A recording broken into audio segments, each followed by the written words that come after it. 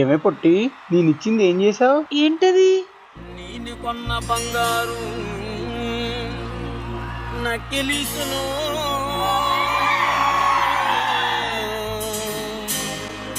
శేఖరు మాస్టర్కి ఇచ్చావా?